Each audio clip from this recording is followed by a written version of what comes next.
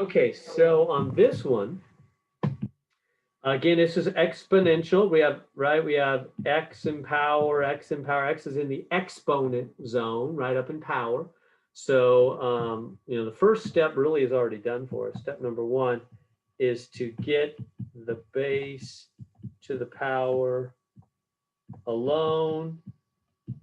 And I'll say it already is, right? We already have, what I mean is if there was a number, like a 7 out front here or a +2, we'd have to get rid of those first. But the base to power is already alone. We're good on this one. Step 2, you know what to do. ln both sides.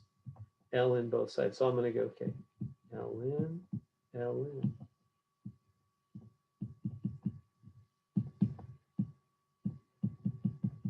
And so then what do we do?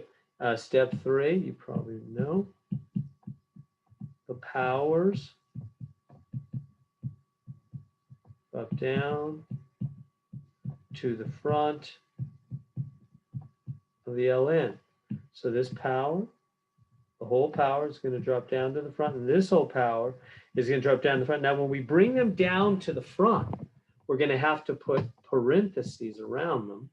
Why? Because the whole group has to multiply the ln6. The same thing here. The whole 7x minus 10. Why? Well, because the whole 7x minus 10 was in the power. So the whole 7x minus 10 and the whole 9x minus 9 must multiply. And if you don't put parentheses, right, if I left off these parentheses and just wrote 9x minus 9 without parentheses, it would mean only that 9 is multiplied by the ln6, which would be wrong. The whole 9x minus 9 was in the power, so the whole 9x minus 9 must now multiply. So the parentheses come in to be true to the meaning. They're a grouping symbol. Parentheses are really and mainly a grouping symbol. They're saying this whole group hangs together. Okay, so now let's keep going. Step 4. We're going to distribute. So this boom, boom, we distribute through there. So we get what? 9x ln 6 minus 9 ln 6 equals, and then distribute here. 7x ln 2 minus 10 ln 2. Try to keep this separate here. Okay. So now what are we going to do? Now we got a big mess, don't we? Well, let me help. So there's an x and there's an x. Here, let me underline them. See that? So we have 4 terms, don't we? We have 1, 2, 3, 4 terms. 2 of them have x's. So now I'll say part A, or I'll just call it step 5, I guess. Step 5. Get the 2 x terms on the same side. So I'm going to jump this one this way and this one that way. Does that make sense? I want to get the 2 x terms on the same side. So I'll have 9x ln 6 minus 7x ln 2 equals plus 9 ln 6 minus 10. Oops. Let me check that better. Plus 9 ln 6 minus 10 ln 2.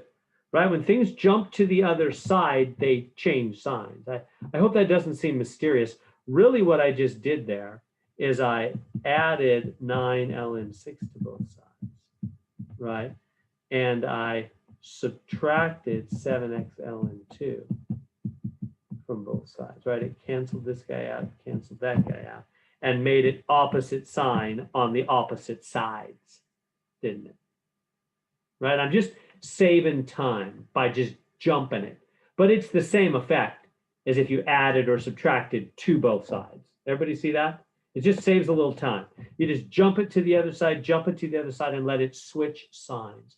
When something jumps to the other side, it switches signs. So when that minus 9 ln 6 jumps over here, it becomes plus 9 ln 6. When this 7x ln 2 jumps over here, it becomes minus 7x ln 2. So now what have we accomplished? We've got the two x terms on the same side and the non-x terms on the other. So we have the two x terms on the same side. Now, what are we going to do? We're trying to get x alone. It's kind of tricky to get x alone, isn't it? See how they both have x in common? Remember what we do when we have two terms that both have x in common? Factor out the x with a big parenthesis. Remember that?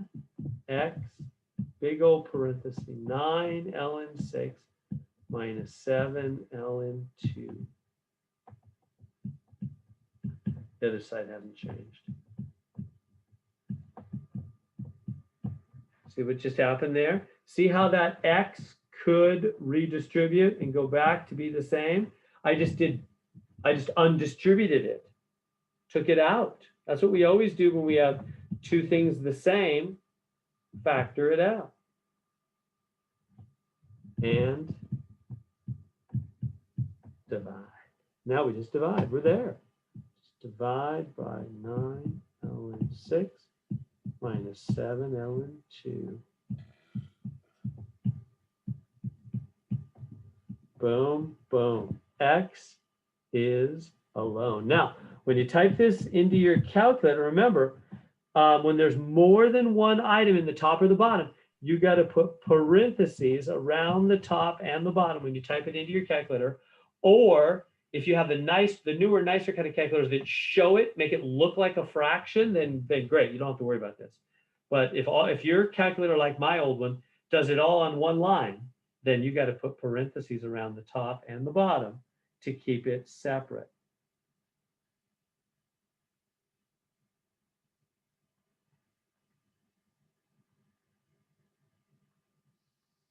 So I'm doing it right now on my calculator, and I'm getting 0.81555. We were able to solve for x. That was a mess, wasn't it? So let's recap real quick. So whenever we have x's in the power zone, that's called an exponential equation, x in the power zone. And so you got to get that base to power alone. Well, these already were alone. There weren't numbers like 7 or plus 4 out in front that we had to get rid of. So then just L in both sides. That's logs are the opposite of exponentials. They undo them. Powers drop down to the front of the logs. We distribute. And then when you have two terms, the trick is we had x in two places. When you have x in two places, you got to get those two x terms on the same side and get the other stuff on the other side. So I jumped this 7x ln 2 over, became a negative 7x ln 2. And then jumped this negative 9 ln 6 over, became a positive 9 ln 6 on the other side. When things jump to the other side, they switch signs. That's really what happens when you add or subtract the same thing on both sides, effectively. It's just a shortcut. Then x is in two places, factor out the x and divide. X is alone. Be careful when you put it in your calculator. Put parentheses around the numerator and denominator whenever you have more than one item, top or bottom. And we get our answer. So there we go.